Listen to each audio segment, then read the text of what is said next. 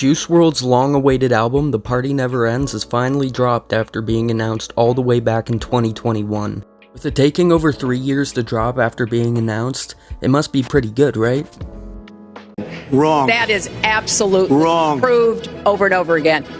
Yeah, this was not worth the wait. With the main selling point of this album being quote-unquote hype songs only, I was excited. Out of 18 tracks, let's see how many hype songs were included. Alright, so first off, we got Barbarian, and that concludes my list.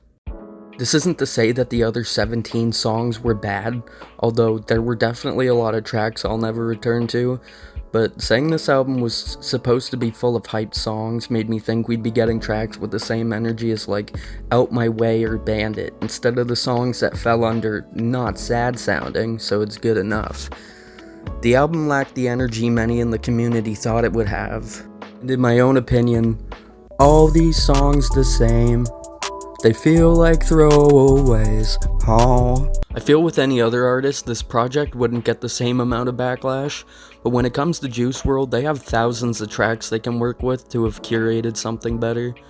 Not to mention that the label has stated many times that this would be Juice's final album, which I honestly feel just isn't true due to how much money they can make off of the amount of material they have to work with.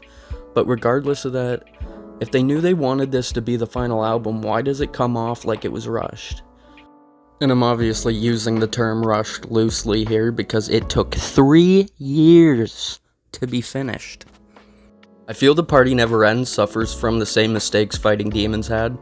These mistakes are highlighted when you compare both projects to Juice's first posthumous album, Legends Never Die.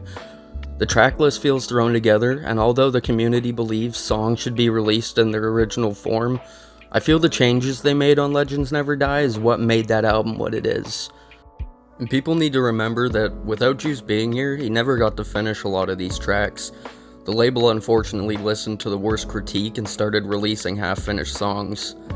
I feel this unfortunately reflects badly on Juice, as people will come into The Party Never Ends thinking these bland tracks are his final vision, opposed to the label who isn't finishing them to the level they would have been if Juice was still here.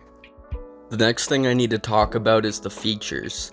As much as I liked Nicki, Eminem, and Patrick Stump's verses, they felt very corporate, and Future's verse was as average as a post-2020 Future verse can get.